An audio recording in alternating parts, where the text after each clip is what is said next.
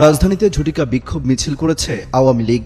রোববার সকাল 7:10 দিকে বায়তুল মোকাররমের দক্ষিণ গেট থেকে এই ঝটিকা বিক্ষোভ মিছিল শুরু হয়। বঙ্গবন্ধু এভিনিউতে আওয়ামী লীগের কেন্দ্রীয় কার্যালয় গিয়ে ডক্টর মোহাম্মদ ইউনূসকে ক্ষমতা থেকে সরানোর জন্য কেউ কেউ ঈদের পরে আন্দোলনে নামার ঘোষণা দিয়েছে। কেউ কেউ বলছে যে কোনো মূল্যে ডিসেম্বরের মধ্যেই নির্বাচন দিতে হবে এবং 2025 সালের মধ্যেই নির্বাচন দিয়ে ডক্টর মোহাম্মদ ইউনূসকে বিদায় নিতে হবে। যদি সে বিদায় সময় মতো না দেয় তাহলে I would like to place on record our deep appreciation.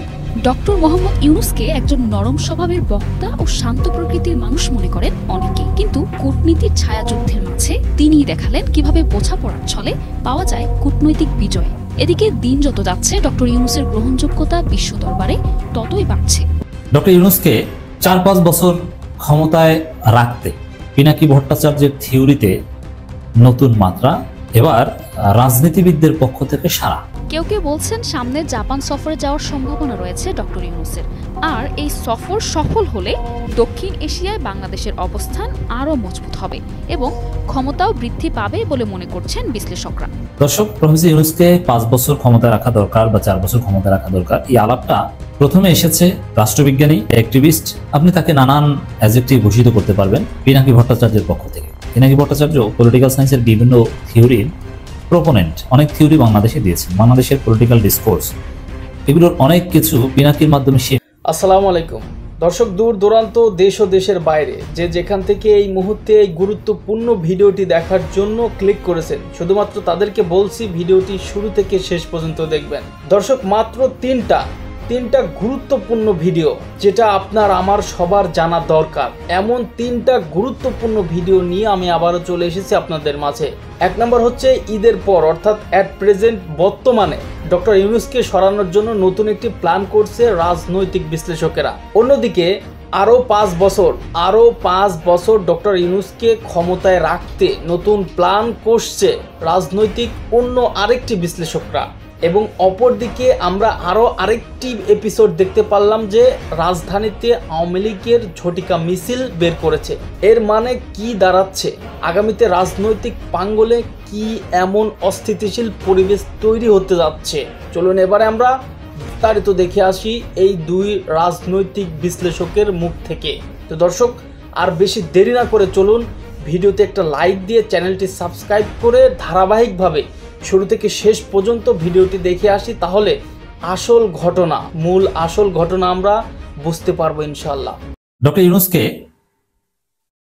4-5 বছর ক্ষমতায় রাখতে পিনাকি ভট্টাচার্যের থিওরিতে নতুন মাত্রা, এবার রাজনীতিবিদদের পক্ষ থেকে সাড়া।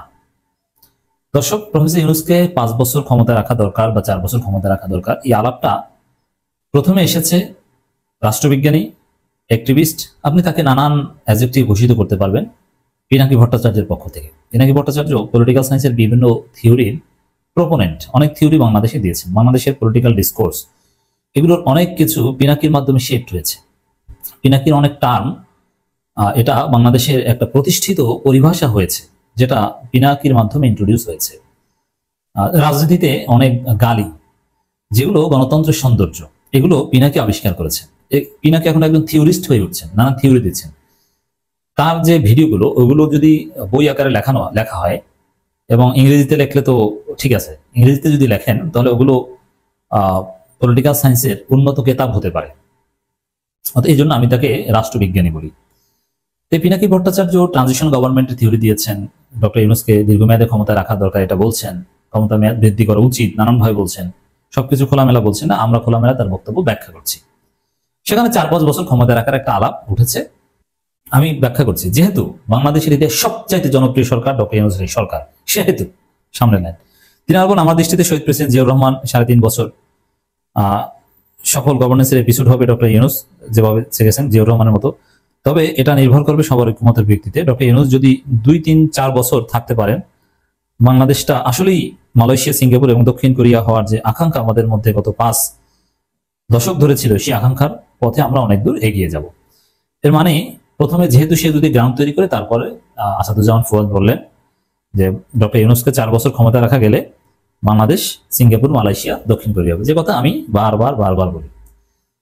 তবে ঐক্যমতের ভিত্তিতে, এর মানে নির্বাচন ছাড়া ঐক্যমতের ভিত্তিতে একটা জাতীয় সরকার, পিনাকি ভট্টাচার্যের যে থিওরি, তার পক্ষে রাজনীতিবিদদের যে সাড়া আছে, রাজনীতিবিদদের যে ব্যাপক সমর্থন রয়েছে, আর জনগণের সমর্থন তো রয়েছেই, কিন্তু রাজনীতিবিদরা অনেক কিছুতে এসে বাগড়া বাজায়। কিন্তু না, রাজনীতিবিদরাও পিনাকি ভট্টাচার্যের এই থিওরিতে একমত যে আমরা সবাই একমত হলে একটা জাতীয় সরকার বা ট্রানজিশনাল গভর্নমেন্ট করে ডক্টর ইউনূসকে 5 বছর আমরা বা 4 বছর আমরা ক্ষমতায় রাখতে পারি। 3, 4, 5 বছর ক্ষমতায় রাখার পক্ষে বা রাজনীতিবিদদের পক্ষ থেকে সাড়া পাওয়া গেছে, এবং এমন রাজনীতিবিদদের পক্ষ থেকে সাড়া পাওয়া গিয়েছে যিনি বাংলাদেশের রাজনীতিতে আরেক লেজেন্ড। এদেশে মেধাবী সন্তানরা যে রাজনীতিতে আসে এবং বিপ্লবী, মেধাবী, বুদ্ধিজীবী সব যে একত্রে হওয়া সম্ভব, পলিটিশিয়ান, অ্যাক্টিভিস্ট, মাঠের লড়াকু সৈনিক, ভালো বক্তা, টকশোতে ভালো পারফরমার, ভালো শিল্পী, একজন ভার্সেটাইল বা বহুমুখী গুণের অধিকারী এবি পার্টির সাধারণ সম্পাদক জনাব ব্যারিস্টার আসাদুজ্জামান ফুয়াদ, শিবিরের সাবেক সদস্য। ইসলামী ছাত্র শিবির, এটা ইসলামী ছাত্র শিবিরের একটা অবদান। শিবির এরকম লোক তৈরি করে যারা বাংলাদেশের রাজনীতিতে আলো ছড়ায়, এবং শিবির ব্যারিস্টার আসাদুজ্জামান ফুয়াদকে তৈরি করে দিয়েছে। তিনি ঢাকা ইউনিভার্সিটির স্পেশাল কোটায় সদস্য ছিলেন। সেই আসাদুজ্জামান ফুয়াদ এখন রাজনীতিতে আলো ছড়াচ্ছে। এবি পার্টির জনপ্রিয়তা ওই অর্থে তেমন নেই, কিন্তু আসাদুজ্জামান ফুয়াদ, তাকে মানুষ পছন্দ করে, তাকে জামাত শিবিরের লোকজনও পছন্দ করে। আওয়ামী লীগের প্রোপাগান্ডিস্টরা তারা তার ব্যারিস্টারি ডিগ্রি নিয়ে প্রশ্ন তোলার পর জামাত শিবিরের বড় বড় নেতারাও ব্যারিস্টার আসাদুজ্জামান ফুয়াদকে ডিফেন্ড করেছে।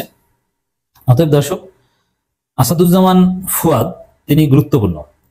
তার কথা, যেমন প্রধান উপদেষ্টা কাউকে ডাকলে বা ঐকমত্য কমিশনে বসলে অথবা সব রাজনীতিবিদদের নিয়ে বসা হয়, এরকম কোনো প্রোগ্রামে রাজনীতিবিদরা যদি কথা বলেন, সেখানে যদি 5 জন রাজনীতিবিদদের কথা আলাদাভাবে মূল্যায়ন করা হয়, তার মধ্যে ব্যারিস্টার আসাদুজ্জামান ফুয়াদের কথা আলাদাভাবে মূল্যায়ন করতে বাধ্য হবে। এর মানে বাংলাদেশের রাজনৈতিক নেতা যদি বিভিন্ন দল থেকে 5 জনের তালিকা করা হয়, তাদের মধ্যে ব্যারিস্টার আসাদুজ্জামান ফুয়াদ পড়বেন। ব্যারিস্টার আসাদুজ্জামান ফুয়াদের এই বক্তব্য মাইল ফলক হয়ে থাকবে। এবং বাংলাদেশ যদি সিঙ্গাপুর, মালয়েশিয়া, থাইল্যান্ড, দক্ষিণ কোরিয়া হয় ডক্টর ইউনূসের নেতৃত্বে, তখন 5-7 বছর পর যখন হবে, তখন যাদের অবদানের কথা স্বীকার করা হবে, তাদের মধ্যে ব্যারিস্টার আসাদুজ্জামান ফুয়াদ এই বক্তব্যের কারণে তিনি স্বীকৃতি পাবেন, আমি বিশ্বাস করি। আমরা এমন একটি বাংলাদেশ গড়তে চাই যেখানে গণতন্ত্র কেবল নামমাত্র থাকবে না, বরং তা কার্যকরভাবে প্রতিটি মানুষের অধিকার নিশ্চিত করবে। যাই হোক দর্শক, পিনাকি ভট্টাচার্যের থিওরির পক্ষে এখন রাজনীতিবিদদের পক্ষ থেকেও চমৎকার সাড়া পাওয়া যাচ্ছে। সফলতা আসবেই, ডক্টর ইউনূস টিকে যাবে। ডক্টর মোহাম্মদ ইউনূসকে ক্ষমতা থেকে সরানোর জন্য কেউ কেউ ঈদের পরে আন্দোলনে নামার ঘোষণা দিয়েছে। কেউ কেউ বলছে যে কোনো মূল্যে ডিসেম্বরের মধ্যেই নির্বাচন দিতে হবে এবং 2025 সালের মধ্যেই নির্বাচন দিয়ে ডক্টর মোহাম্মদ ইউনূসকে বিদায় নিতে হবে। যদি সে বিদায় সময় মতো না দেয়, তাহলে ঈদের পরে আন্দোলন। এই আন্দোলনের মূল লক্ষ্য হচ্ছে বাংলাদেশে গণতন্ত্র যে কোনো মূল্যে ফেরত নিয়ে আসা। এই আন্দোলনের মূল লক্ষ্য হচ্ছে ভোটাধিকার ফেরত নিয়ে আসা।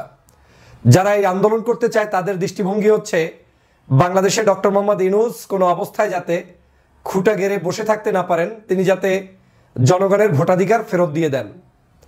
কিন্তু জনমতের যে জরিপ এবং আমাদের সাথে সোশ্যাল মিডিয়ায় মানুষের যে কথোপকথন এবং আমি ব্যক্তিগতভাবে যেটা অনুভব করি, সেটা হচ্ছে বাংলাদেশে আমরা সরকার পতনের আন্দোলন দেখেছি, সরকার বিদায়ের জন্য বিভিন্ন হরতাল দেখেছি, লং মার্চ দেখেছি, অবরোধ দেখেছি, অনবরত সকল জায়গায় একেবারে স্ট্রাইক দেখেছি। কোনো জায়গায় গাড়ি ঘোড়া কিছুই চলে নাই, যানবাহন সব বন্ধ ছিল, এমন আন্দোলন আমরা দেখেছি। কিন্তু এই প্রথম হয়তো বাংলাদেশের জনগণকে দেখতে হবে কোনো সরকারকে রক্ষার জন্য আন্দোলন। সেটা এমনও হতে পারে ডক্টর মোহাম্মদ ইউনূস সাহেবকে ক্ষমতায় রাখার জন্য সাধারণ বাংলাদেশের জনগণের আন্দোলন। এটা আমি আজকের অ্যাডভান্স বলে দিচ্ছি। একটা সময় আমার এই বক্তব্যকে আপনারা পারলে নিজেরা আবার স্মরণ করে প্রমাণ করিয়েন এবং দেখিয়েন। বাংলাদেশে ডক্টর মোহাম্মদ ইউনূসকে সরানোর জন্য বিভিন্ন ষড়যন্ত্র চলমান আছে, দেশি বিদেশি চক্রান্তের কোনো অভাব নেই। বিভিন্ন ন্যারেটিভ তৈরি করে তাকে বিতর্কিত করার চেষ্টা করা হয়েছে। এই সরকার ক্ষমতায় আসার পর থেকে যে কোনো মূল্যে এই সরকার যেন বিদায় নিতে পারে তার ব্যবস্থা পার্শ্ববর্তী দেশ করেছে। বাংলাদেশের রাজনৈতিক সংগঠনগুলো তারা চেয়েছে ডক্টর মোহাম্মদ ইউনূস অবশ্যই থাকুক এবং তিনি যাতে সুষ্ঠু ধারায় একটি নির্বাচন প্রক্রিয়া পর্যন্ত যেতে পারেন। কিন্তু ডক্টর মোহাম্মদ ইউনূস সাহেবের এই নির্বাচন প্রক্রিয়ায় যেতে পারেন, এটা রাজনৈতিক দল চাইলেও বর্তমান সময়ে অনেক রাজনৈতিক দল বা কেউ কেউ মনে করেন যে ডক্টর মোহাম্মদ ইউনূসকে লম্বা সময় রাখার সুযোগ নেই, সংস্কার প্রক্রিয়াগুলো একেবারে চূড়ান্তভাবে খুব বেশি প্রয়োজন নেই, বেসিক কিছু সংস্কার করে দ্রুত নির্বাচন দিতে পারলেই অনেকে হাঁপ ছেড়ে বাঁচতে পারেন। এবং সে কারণেই আন্দোলনের ঘোষণা আসছে। কিন্তু আমি গত কয়েকদিন পর্যন্ত সোশ্যাল মিডিয়া সহ অনলাইনে অফলাইনে মানুষের কথোপকথনে যেটা অনুভব করছি, বাংলাদেশের জনগণ এখন নির্বাচনের চাইতেও তারা খুব বেশি প্রয়োজন বোধ করছেন ডক্টর মোহাম্মদ ইউনূসকে। জনগণের কোনো ইন্ডিভিজুয়াল চয়েস নাই যে আমি বিএনপিকে চাই, আমি জামাতকে চাই, আমি ডক্টর মোহাম্মদ ইউনূসকে চাই, আমি অন্য কাউকে চাই না। জনগণের চয়েস হচ্ছে আওয়ামী লীগ এত বড় ফ্যাসিস্ট ছিল, বাংলাদেশের মানুষের উপরে এত নিপীড়ন করেছে, জুলুম করেছে, অত্যাচার করেছে, ওই সময় যারাই মাঠে গোল দিতে পেরেছে জনগণ তাদেরকে অ্যাকসেপ্ট করতে শিখে গিয়েছে। যেমন আজকের যদি আওয়ামী লীগের এই পতনটা কোনো একটি রাজনৈতিক দলের সরাসরি ডাইরেক্ট ইন্ধনে কোনো একজন ব্যক্তির ক্রেডিটে হতো, জনগণ তিনি যা বলতেন সেই কথাই শুনতেন। কিন্তু এই আন্দোলনটা যেহেতু একটু ভিন্ন রোডম্যাপে হয়েছে, যদিও সকল রাজনৈতিক দলের সংগঠনের ব্যাকআপ রয়েছে, সাহায্য রয়েছে, সব ঠিক আছে, কিন্তু ফরম্যাটটা ভিন্ন হয়ে গিয়েছে। ছাত্র জনতার বিপ্লব হয়েছে, সবাই মিলে একটি সংমিশ্রিত পদ্ধতিতে এটা আবিষ্কার হয়েছে এবং এটা ইতিহাসের পাতায় নতুন হিস্ট্রি হিসেবে লিখিত থাকবে। এটার পূর্বের কারোর সাথে মিল থাকবে না। এই আন্দোলনের প্যাটার্নটা 53 বছরে কোনোদিন হয়নি। সে কারণে আজকের মানুষের চাহিদারও পরিবর্তন হয়ে গিয়েছে। কিন্তু আমরা যারা রাজনীতি করছি আমরা সেই চাহিদাটা অনুভব করতে পারছি না। আমরা এখনো ওল্ড প্যাটার্ন নিয়ে ভাবছি আমাকে আন্দোলন করতে হবে, আমরা ঈদের পরেই আন্দোলন করব, আমরা এই সরকারকে সময় দিতে চাই, এতটুকু আমরা ভাবছি যে আমরা এই পদ্ধতিতে আগালেই হয়তো আমি জনগণের সমর্থন পাবো না। জনগণ আমাদের এই সকল থ্রেট, এই সকল আজগুবি বিভিন্ন মন্তব্য বক্তব্য এগুলো সমর্থন করে না। হ্যাঁ, কিছু মানুষ আপনার সামনে বসে করছে, যেই মানুষগুলোর গ্রাউন্ডে কোনো পিপল নাই, যেই মানুষগুলো হয়তো আপনার কাছে চাঁদাবাজির জন্য, সন্ত্রাসীর জন্য, বিশেষ কিছু পাওয়ার জন্য, বিশেষ লোভ লালসার জন্য তারা লড়াই করছে, সংগ্রাম করছে। একটা সময় সে এমপি হবে, মন্ত্রী হবে, কমিশনার হবে, বিভিন্ন পোস্টে নিয়োগ পাবে, এই কিছু মানুষ। কিন্তু এগুলো দিয়ে সাধারণ মানুষকে আপনি রিপ্রেজেন্ট করতে পারবেন না। সে কারণেই বলছি ঈদের পরে আন্দোলন, এই আন্দোলনটা একদিকে হতে পারে ডক্টর মোহাম্মদ ইউনূসের বিরুদ্ধে আন্দোলন, কিন্তু অন্যদিকে এটাও হতে পারে ঈদের পরের আন্দোলন জনগণ ঐক্যবদ্ধভাবে ইউনূস রক্ষার আন্দোলন করতে পারে। এবং এটা আমি আগাম সংকেত দিয়ে রাখলাম, বাংলাদেশে অপেক্ষা করেন, এটাই ঘটবে। ডক্টর মোহাম্মদ ইউনূসকে যে যত বেশি দ্রুত নামাতে চাবেন সে তত বেশি রাজনীতিতে ফল করবেন, রাজনীতিতে আপনি তত বেশি কাঁচা থাকবেন, জনগণের কাছ থেকে তত বেশি ছিটকে পড়বেন। সিদ্ধান্ত আপনার। I would like to place on record our deep appreciation. Doctor Mohammad ইউনূসকে একজন নরম স্বভাবের বক্তা ও শান্ত প্রকৃতির মানুষ মনে করেন অনেকেই, কিন্তু কূটনীতির ছায়াযুদ্ধের মাঝে তিনিই দেখালেন কিভাবে বোঝাপড়ার ছলে পাওয়া যায় কূটনৈতিক বিজয়। এদিকে দিন যত যাচ্ছে ডক্টর ইউনূসের গ্রহণযোগ্যতা বিশ্ব দরবারে ততই বাড়ছে। তার সর্বশেষ প্রমাণ ইউনূস মোদি বৈঠক। নানা টালবাহানার পর শেষমেশ প্রধান উপদেষ্টার সাথে পাশাপাশি চেয়ারে বসে আলোচনা সারলেন নরেন্দ্র মোদি। বিমস্টেকের এই সফরে সবচেয়ে বেশি আকর্ষণের বিষয় ছিল ডক্টর ইউনূস ও নরেন্দ্র মোদির বৈঠক। এদিকে বিমস্টেকের মূল আলোচনার চেয়েও বেশি গুরুত্বপূর্ণ ছিল এই বৈঠক। আর এবার বাংলাদেশে আসতেও বাধ্য হবেন নরেন্দ্র মোদি। মোদির সঙ্গে বৈঠকে শেখ হাসিনার প্রত্যর্পণ চুক্তি নিয়ে কথা বলেছেন প্রধান উপদেষ্টা ডক্টর মোহাম্মদ ইউনূস। পাশাপাশি শেখ হাসিনার ভারতে বসে দেয়া বক্তব্য, সীমান্ত হত্যা ও গঙ্গা চুক্তির নবায়ন সহ তিস্তা নিয়েও আলোচনা হয়েছে। এছাড়া সাবেক প্রধানমন্ত্রী শেখ হাসিনা ভারতে অবস্থান করে উস্কানিমূলক বক্তব্য যেন আর না দেয়, নরেন্দ্র মোদিকে সেই অনুরোধ জানিয়েছেন প্রধান উপদেষ্টা অধ্যাপক ডক্টর মোহাম্মদ ইউনূস।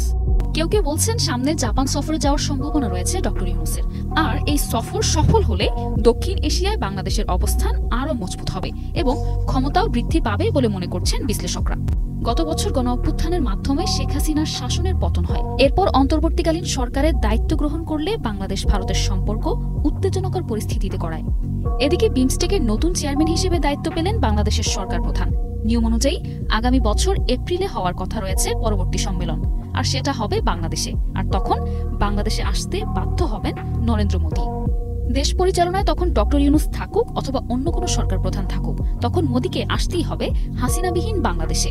আন্তর্জাতিক মহলে ডক্টর ইউনূসের গ্রহণযোগ্যতা আগে থেকেই দেখেছে গোটা বিশ্ব। এরপর বাংলাদেশের দায়িত্ব পাওয়ার পর ক্ষমতা আরও অনেক বেড়েছে। সম্প্রতি দক্ষিণ এশিয়ায় দিন দিন শক্ত অবস্থান তৈরি হচ্ছে বাংলাদেশের প্রধান উপদেষ্টার, যেখানে গত 8 বছরে বাংলাদেশের রোহিঙ্গা ইস্যুর সমাধান করতে পারেনি কেউই, অথচ ক্ষমতা হাতে নেওয়ার 8 মাসের মধ্যেই রোহিঙ্গা ইস্যু নিয়ে সমাধানের পথে এক পা দিয়েই সফলতা এনেছেন ডক্টর ইউনূস। দর্শক, আপনাদেরকে অসংখ্য ধন্যবাদ এতক্ষণ পর্যন্ত মনোযোগ সহকারে ভিডিওটি দেখে এতক্ষণ পর্যন্ত আমাদের সাথে থাকার জন্য। আপনারা দেখছিলেন এই মুহূর্তে আমাদের হাতে থাকা আজকের দিনের সবচাইতে গুরুত্বপূর্ণ সময়ে গুরুত্বপূর্ণ ভিডিওগুলো। আপনারা জানেন যে প্রতিনিয়ত ইউটিউবে অনেক ভিডিও আপলোড হয়, তবে প্রতিটি ভিডিও কিন্তু গুরুত্বপূর্ণ নয়। এমন সময়ে আমরা গুরুত্বপূর্ণ ভিডিওগুলো কালেক্ট করে আপনাদের সামনে প্রচার করে থাকি, যাতে করে আপনারা সঠিক সময়ে সঠিক ভিডিওগুলো, অনেক গুরুত্বপূর্ণ ভিডিওগুলো জানতে পারেন। তো দর্শক বন্ধুরা, আপনাদের কাছে পরিশেষে একটি মাত্র অনুরোধ করব, ভিডিওতে একটা লাইক দিয়ে চ্যানেলটি সাবস্ক্রাইব করে পাশে থাকা বেল আইকনটি বাজিয়ে দিবেন পরবর্তী আরও আলোচিত আপডেট সংবাদ পাওয়ার জন্য। আজকের মতো এখানেই বিদায় নিচ্ছি। সবাই ভালো থাকবেন, সুস্থ থাকবেন। আল্লাহ হাফেজ।